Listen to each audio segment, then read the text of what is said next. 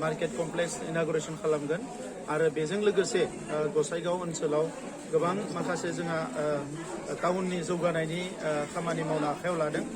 जोंनि जि आर्बाननि EM Wilson Hajda बिथाङा गसाइगावनिनो दा बे हिसाबै फैगौ 3 बोसोरनि गेजेराव 150 करोड़ रां खरसा खालामनानै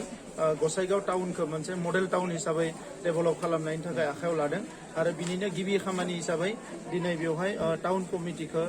कमिटिया लुनाय बा टाउनाव लुनाय मोनसे मार्केट कमप्लेक्सखौ इनागुरेसन खालामनाय जागोन बेनि उनाव मा जेंनाफोर दङ टाउनाव बेखौ सावरायनानै फैबाय थानाय बोसोरथामाव बेवहाय ड्रेन बानायनांगो बेवहाय माने अडिटोरियाम बानायनांगो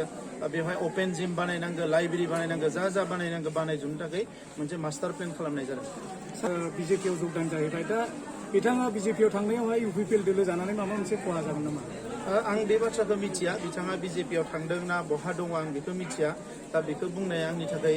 मोजां जानाय नङा जेब्ला आङो मिथिगोन अब्ला आंनि बाथ्राखौ नोंथांमोननि सिगाङाव आं फोरमायगोन सार गामि लानानै पुलिस प्रशासननि गोजौ थाखोनि आसामनि अफिसारफोरजों आङो मैयानिफ्रायनो रायलायबाय थादों आरो थाबैनो बेखौ बिथांमोना इनकुवारि होनांगोन होननानै बुंदों खारन जोङो रावबो दाय गैयै लाइमोनफोरखौ जिउ थांनायखौ जों लुबैया दा नंखायनो थाबैनो बेनि सायाव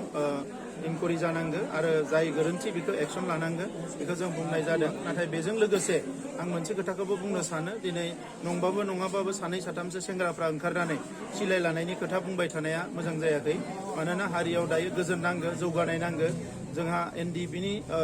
गोरोबथा जानायनि उनाव दिनै 274 केस अलरेडि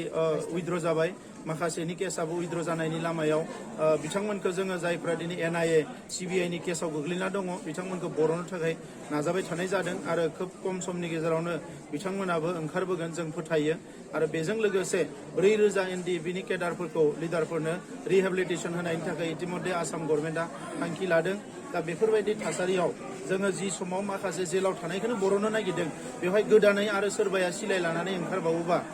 बिनि थाखाय जि गाज्रि थासारि जागोन बेखौ बयबो बुजियो दा बेनिखायनो आं खावलायो लाइमोनफोरखौ जाहाथे गोदानै हाथियारजों गेलेनायनि बे बाथ्राखौ साना हारिया रांखान्थि समाजखान्थि जेरावबो जौगानांगौ सोलोंथायाव जौगानांगौ बेखौसो गोसो होनो थाखाय आं बयखौबो खावलायो